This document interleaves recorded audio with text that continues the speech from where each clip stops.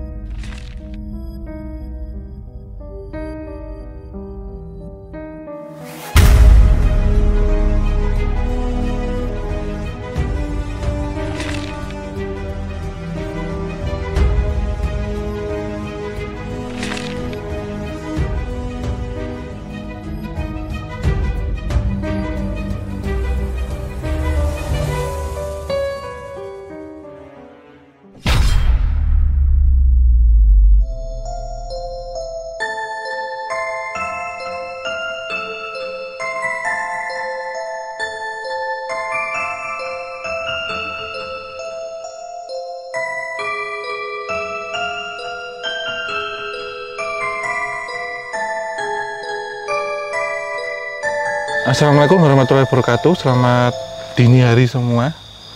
Ini kita sekarang sudah tiba di Alas B yang lokasinya ada di timur dari Provinsi Jawa Tengah.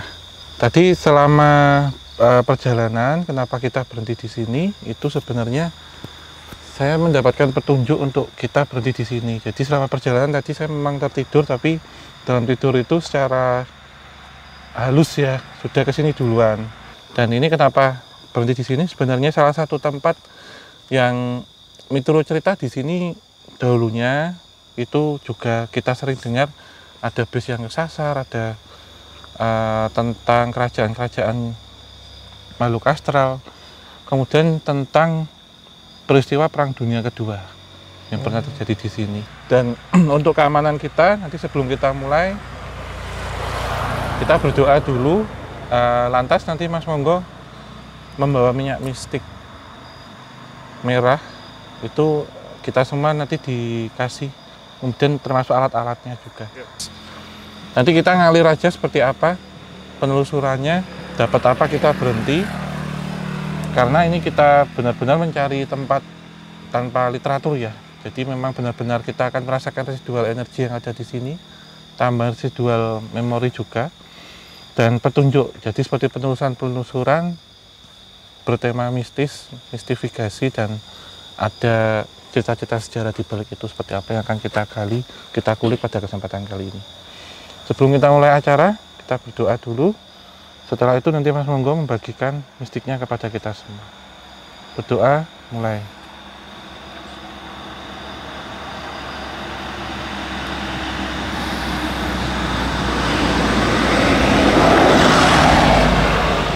Cukup. Ini di mana yang di bagian apa? Kecuali saya sama Mas D di sini semua, di tengkuk. Nah, saya kasih Mas D nanti di tangan aja. Kayak madu ya Mas baunya ya. Enggak. Wangi lebah. Oke, silakan. Ya. Oke.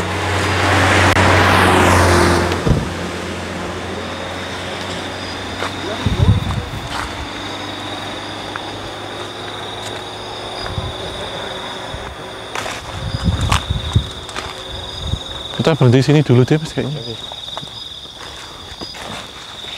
Mas D, yang dirasakan kalau kita ke jalan sini mungkin napak dulu tuh. Yang ini jadi pegangan kita ya.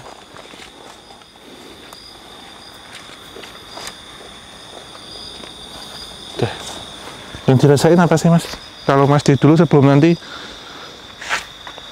aku buka gitu, ceritain. Di jalan itu sebenarnya ada apa gitu. Secara ini kan memang membelah ya. Jadi di sana ada hutan, di sini ada hutan. Sebenarnya kalau rasa nggak terlalu ini sih, nggak terlalu terasa, tapi sekilas tapi kayak ada fungsi lain dari jalan ini seperti itu. Gimana? Iya. Sebenarnya terkadang ini kan jalan lurus ya.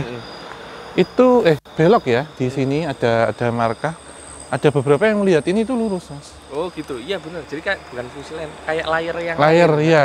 Jadi ini yang kadang menyebabkan kendaraan-kendaraan besar seperti truk atau bis waktu itu kesasar gitu. Dan ini kita agak ke sana ya, kita ngambil sampelnya udah cukup, kita masuk aja. Jadi ya. Sekarang coba kita bayangkan Mas, jalan yang seperti ini masuk ke sana, itu mungkin di awal kendaraan besar seperti bis antar kota, bis malam ataupun truk tronton itu mungkin bisa masuk. Tetapi nanti semakin ke dalam kan semakin menyempit.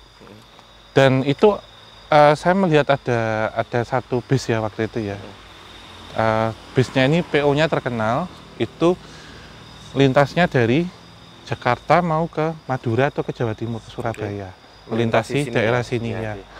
Kejadiannya juga malam, terus waktu itu memang kabutnya ini lebih tebal dari yang sekarang. Dan ketika melintasi daerah sini, yang tadi sudah kita bahas sama Mas D, itu jalannya kan nikung gini Mas, dia tuh lurus. Ya, dan anehnya seharusnya kalau di situ ada portal, itu kan nabrak, tapi enggak. Jadi lalu beloknya melintasi sini. Portal, oh maksudnya portal palang ya? Di sini, oke. Harusnya nabrak kan, tapi itu tetap jalan dan secara kasat mata itu memang banting setir gitu. Tapi secara tak kasat mata masuk ke dalam dimensi, karena kabut-kabut seperti itu sebenarnya menandakan itu bisa berarti adalah portal untuk teleportasi. Oke. Iya. Mungkin buat teman-teman Javanica semuanya, sebelum kita masuk lebih dalam, kita kembali lagi ke daerah hutan ya Om. Iya. Kalau kita cermati, ini entah disengaja atau enggak, salah sih enggak disengaja. Iya. Tapi setiap bulan, hampir setiap bulan ini konten kita selalu ada hutan-hutannya Om. Ini ada insight apa sih sebenarnya Om? Iya sebenarnya ini kalau kita rasakan ya, sejak awal kita sudah mengunjungi 3 hutan di Tanah Jawa itu untuk edisi tahun lalu. Sebenarnya ini nanti akan memberikan satu koneksi ketika kita sudah sampai UK Mas. Ujung Kulon. Dan beberapa alas-alas yang besok dari sini juga kita akan nanti ke Alaska. Ya. Bukan Alaska Amerika. Ke Alaska satunya alas KL gitu. Habis ini akan memberikan satu koneksi itu dengan beberapa hutan-hutan, tidak hanya di Jawa saja. Tapi kayak di Borneo, Andalas, bahkan Celebes gitu. Setelah nanti kamu menyelesaikan hutan-hutan di tanahmu, maka tunggu invitation dari kami untuk menelusur ke sana, karena kita tidak hanya untuk mistifikasi, tapi juga akan melihat sejarah di setiap tempat itu apa. Kalau kita ngambil kan, contohnya waktu di Wonosari yang PG itu, waktu itu kan ada kaitannya sama Majapahit. Di sini kita belum tahu akan ketemu apa gitu kejahatan. Tapi ini akan kita buka mitos dan apa yang terkenal di sini. Salah satunya tentang bis yang sering kesasar. Fenomenanya ya berarti ya. Kita sambil jalan ya Mas deh. Kita agak kayaknya ke sini deh. Sini atau? Sini, sini dari depan. Ini rumah buat jaga. Atau buat apa? Warung, bukan? Ini kayaknya buat jaga sih, ngepos ya, atau mau masuk. Kita lanjutkan yang tadi Mas, sebelum nanti kita bahas ini ya, sebelum nanti kita masuk. Terus apa ya? Teleportasi tadi. Jadi waktu masuk itu sebenarnya masuk kabut saja, karena driver bahkan kernetnya kan ini bis malam ya, rata-rata penumpang waktu itu tertidur. Ketika masuk ke situ paginya, driver dan ini loh Mas, kayak apa, beberapa penumpang itu kaget ketika tiba-tiba kok ada di tengah hutan yang tidak mungkin kendaraan bisa masuk situ. Termasuk drivernya itu ya? Iya. Kok bisa? Iya. Jadi ada beberapa kasus tuh, yang satu ada penumpang beberapa, satu yang memang di bawah driver saja. Dan bahkan waktu itu setelah dikerahkan aparat-aparat untuk membantu, itu evakuasinya cukup susah. Itu nanti coba kan kita cek ya Mas di dalam ada apa setelah ini. Tapi kita tertarik sih Mas mungkin kita coba lihat ke dalam.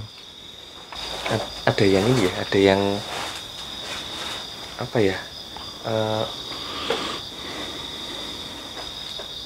orang bukan sih Om, maksudnya ini untuk aktivitas manusia kan Iya, sebenarnya. di siang hari memang dulu ini dipakai untuk aktivitas Mas, tapi sudah lama tidak dipergunakan. Jadi kalau ada seperti untuk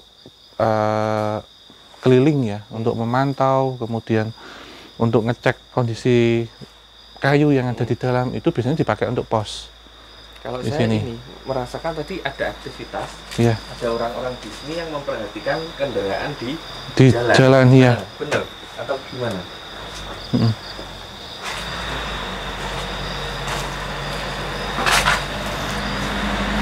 Sebenarnya ini sih Mas, ini kan lokasinya tidak jauh dari jalan, dan di jalan itu pun juga banyak beberapa kecelakaan lalu lintas, sehingga beberapa residual energi dan residual memori terserap masuk ke sini, gitu. Dan saya merasakan memang ada beberapa ini sih Mas, kayak apa, kepedihan gitu, maksudnya beberapa korban jiwa. Mohon maaf, berarti energi yang misalnya jadi korban di jalan transit di sini dulu transit gitu. Dan masuk di sini. Okay. Jadi ini kita sudah masuk time travel ya, waktu ya. Kemudian hampir sama dengan Alas R. Tahun 80-an awal juga Alas B ini dipakai untuk pembuangan ya. Penembak misterius. Jadi sosok-sosok yang ditaruh di dalam apa ini karung itu saya lihat terkadang tadi yang Mas D lihat itu gabungan Mas. Oh ya ampun. Jadi ada yang tahun 80-an, ada yang korban kecelakaan, korban perampokan, bahkan tahun 65 juga ada yang di sini. Tapi dikuburkannya massal, ada yang di dalam-dalam. Saya diceritain sih Mas. Jadi di sini ada sosok ini, kakek-kakek gitu ya. Itu kadang bawa pikulan. Ini jadi kayak mikul. Pikulan karung. Pikulannya itu kayak orang nyari rumput. Ya. Mikul gini. Itu nyebrang di setiap tikungan. Untuk apa? Jadi itu fungsinya untuk ngalihin tadi. Tapi kalau yang kabut itu kan ngalihkan secara teleportasi, tidak menimbulkan kecelakaan. Tapi yang sosok ini ternyata penyebab, tanda kutip, kecelakaan-kecelakaan yang terjadi di sini. Oh, berarti manipulasi ini ya? Iya. Terkadang itu nggak hanya malam, tapi siang bolong aja kadang lewat. Oke, Om. Kalau boleh diceritakan yang dominan di sini, tadi kan Om kita rencananya kan lurus. Iya, tapi dibelokin ke sini. Sebenarnya ada apa sih? Ini sebenarnya ada kaitan, Mas. Itu tentang satu entitas kerajaan gaib besar yang ada di sini. Yang pada dahulunya ketika jalan di sini di era kolonial itu masih bentuk setapak dan masih tanah. Ada satu perjanjian dengan pemerintah kolonial yang mau buka. Ketika nanti kan dibangunkan, tolong kita diberikan seperti jalan penyeberangan. Tapi itu tidak dibikin. Sehingga aktivitas astral kalau di luar Jawa kan ada namanya seperti makhluk bunian. Itu terganggu ketika ngelintas. Iya. Berarti itu boleh dikatakan nggak murni, ya mohon maaf, yang ada di hutan ini jahat enggak, tidak. Ya? Iya, sebenarnya ada seperti gesekan pembangunan sih. Iya. Terus di pohon-pohon itu juga ini sih Mas, banyak makhluk-makhluk. Dia kayak endemik. Dan itu menurut saya berbeda dengan astral lain. Jadi di sini menempati. Kebetulan Om. Iya. Itu kita nanti mendekat di sini. Yang tadi pertama kali saya kan tidur di perjalanan bangun-bangun kok kayak di pohon itu kayak lihat ada yang nempel kayak tokek, tapi bukan tokek. Ada pantatnya, ada ininya. Iya, mirip seperti manusia. Warnanya putih, tapi siluetnya hitam kalau kena ini. Nanti bisa kita ini ya, kita. Ini sudah mulai sih Mas. Kita ke sana deh Mas. Kita mendekat ke sana. Yuk teman-teman. Tuh yuk Mas, makin menyempit kan? Iya. Ini loh Sobat Javanica, pemirsa. Kalau kita lihat kan di sana semakin menyempit. Kalau masuk ke sana sih masih bisa ya untuk kendaraan besar. Ya paling mentok sampai sinilah ya. Ke situ kan jelas susah gitu masuk. Jadi ada orang ini kan kadang masih dipakai. Ya. Ini kayak ini ya, kayak screening gitu ya. Bener nggak? Iya, ngelewatin garis gitu masuk. Kita masuk zona 2. Ini menandakan apa sebenarnya? Kalau mungkin bisa diceritakan sama teman-teman. Ini semua. lebih ke zona sih. Zona. Nanti kita setidaknya cuma ada garis-garis sampai zona itu. 2 saja, nggak Oh, sampai gitu. zona 3 terlalu. Oke, lanjut. Ya. Udah lolos screening ya ini. Iya, strip gitu kan. Dingin di sini. Nah, teman-teman, ini udah beda lagi ya Iya. hawanya. Ketika tadi di sana agak panas, masuk ke sini jadi agak ini ya, Dingin. agak dingin. Ini juga ada kisah sih, Mas. Saya juga menangkap dahulu dari ini gini. Kalau di luar tanah Jawa kan kita kenal ada Wentira. Oke. Kemudian Kota-kota Saranjana, ini ya, iya. kota-kota modern gaib ya. Di sini ada, Mas. Wih. Dan waktu itu juga mengundang satu grup ketoprak yang terkenal dari kabupaten sini. Gitu. Dan anggotanya itu gini, ada orang yang lihat di jalan itu mereka jalan kayak kita, nggak tahu mau tujuan kemana. Tapi tahu mereka nggak sadar, maksudnya ketika melakukan pergelaran undangan itu mereka tidak tahu kalau ini di hutan yang sepi, tetapi dalam kenyataannya mereka itu ya ini, Mas, kontes ataupun melakukan pagelaran itu ditonton banyak orang, meriah sekali. Padahal itu ternyata di kota gaib. Tapi ketahuan setelah beberapa hari, ternyata yang dikunjungi itu hutan belantara. Oh, berarti dia sudah pulang dengan selamat. Selamat, ya. Nggak kayak habis tadi ya? Iya, apa adanya gitu. Dan ternyata waktu itu ditanggap show-nya itu di kota gaib yang ada di sini. Oke. Itu sih. Kemudian sebelum kita masuk lagi, Om, saya sudah menyelesaikan satu sketch kasar.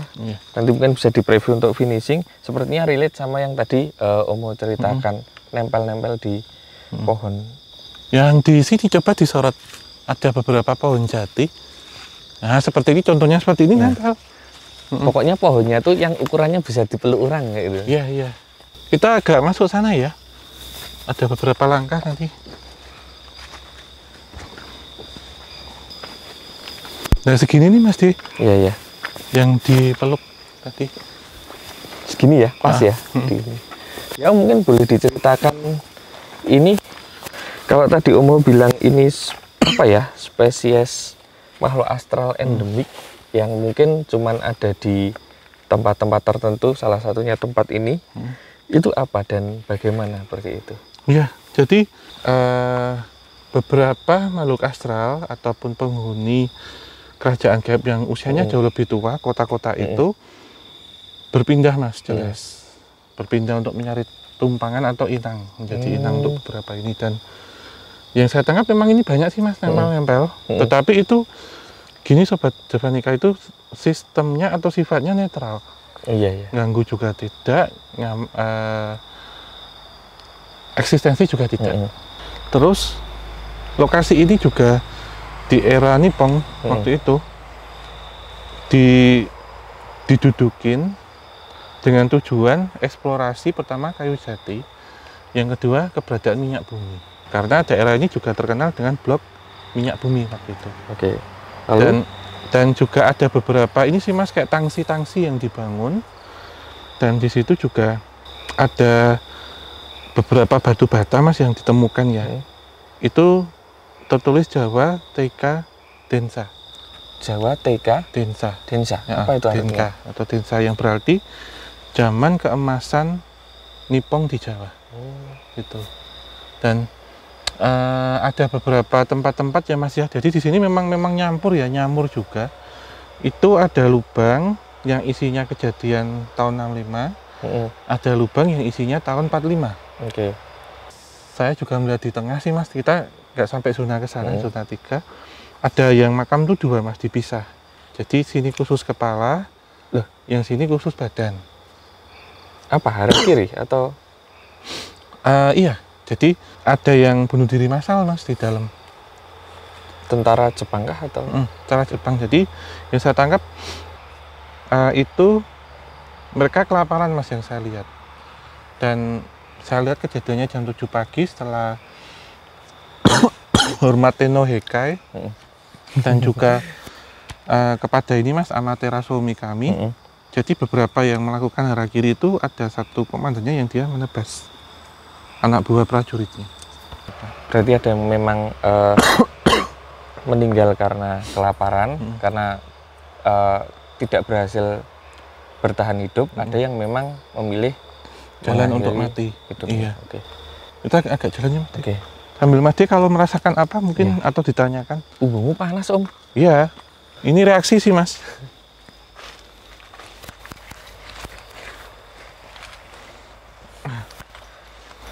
Coba Mas, kita lihat tanahnya Mas. Tanah? Ada apa di sini? Saya gendum agak lama. Ini banyak ini ya, banyak experience-nya ya. Kita memang menyatu dengan alam dan kayak kuliah lapangan gitu aja kita anggapnya. Sebenarnya kalau kita ke sana itu Mas dilihat di antara dua pohon itu ada banyak itu prajurit Jepang terdadu dan nungguin Om Ho ya. Terus tapi tanpa kepala. Aduh. Semuanya. Nanti mungkin Mas bisa ilustrasikan tuh. Itu kan bentuk kayak gerbang tuh. Waktu itu kan rampasan perang Jepang tuh sebanyak mungkin. Waktu di Jawa dan di Nusantara. Dan saya lihat ada beberapa berkilo-kilo peti. Yang di situ waktu ke sini sebagai portalnya itu orang pribumi. Dan biar orang pribumi ini lupa atau tidak tahu, dieksekusi. Jadi nggak tahu lokasinya kan ditaruh di mana. Kalau takutnya ini akan dibongkar gitu. Tapi yang menjadi informasi banyak orang kayak ahli spiritual, supranatural ataupun paranormal itu yang coba mencari. Bahkan ada yang membawa metal detektor gitu. Dan misal daerah ini ada nih Mas, ini ketemu gitu ya. Dilacak berdasarkan ilmu fisika dan ilmu metafisika. Tapi saat digali nggak ketemu. Kenapa? Terus yang dideteksi apa kalau bukan metal? Itu metalnya benar, tetapi disembunyikan oleh sosok gaib. Pertama yang itu endemik daerah sini, yang kedua itu dibawa oleh beberapa orang-orang militer Jepang itu. Terus ada rampasan perang ini memang sejatinya ketika itu ditinggalkan akan menyatu dengan tanah Jawa.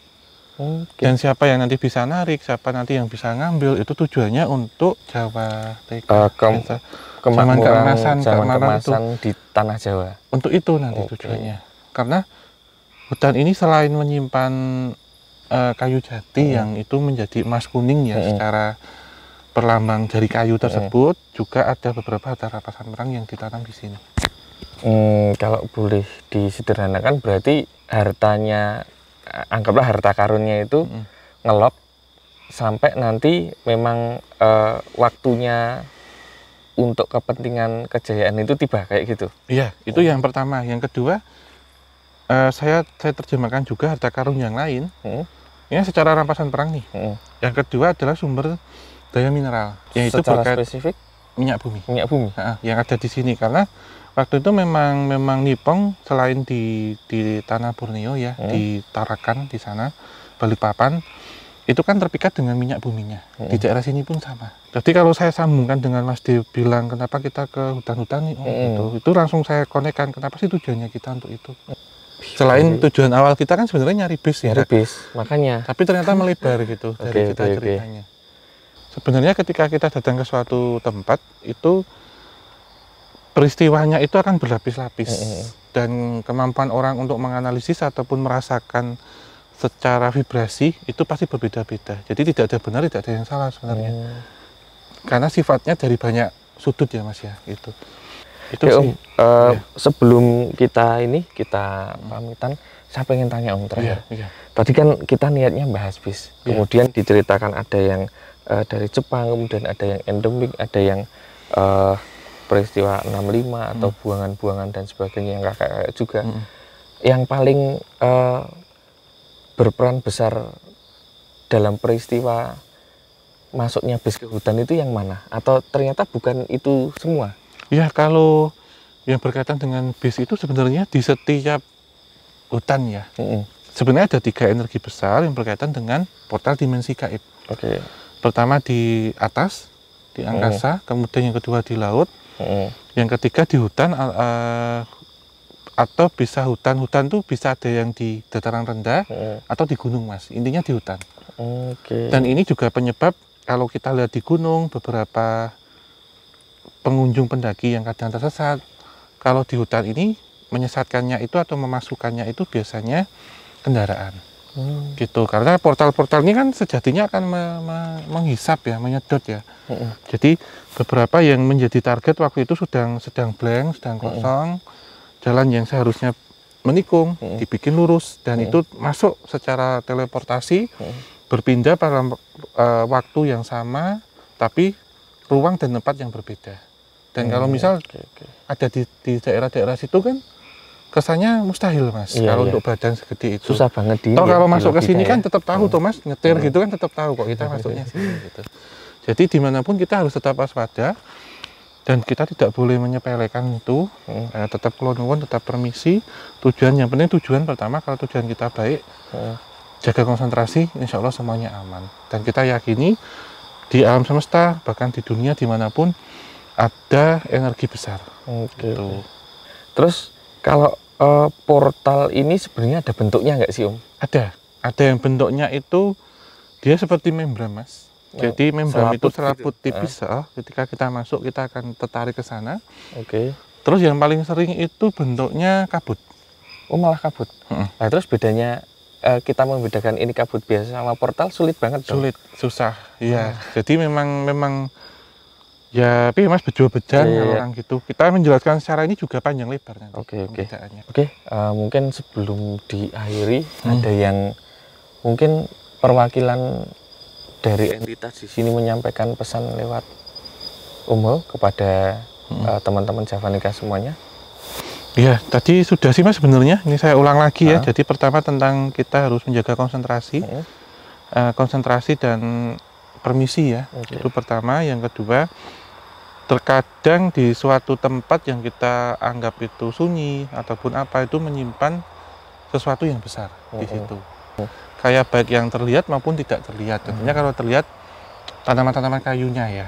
Yang kedua yang tidak terlihat di bawah tanahnya. Bisa material tambang ataupun sesuatu yang dikuburkan di situ. Oke. Saya cukup ya. Cukup. Ketarik-tariknya sudah? Udah, saya udah nggak begitu. Oke ya. Baik teman-teman semuanya, sebelum kita akhiri, kita ajak teman-teman Javanica semuanya untuk terus support konten-konten kisah Tanah Jawa. Ada konten-konten baru juga, ada konten turunan juga, ada dongeng Tanah Jawa, sama nanti ada beberapa konten yang akan kita publish lewat, promonya akan kita publish lewat Instagram seperti itu.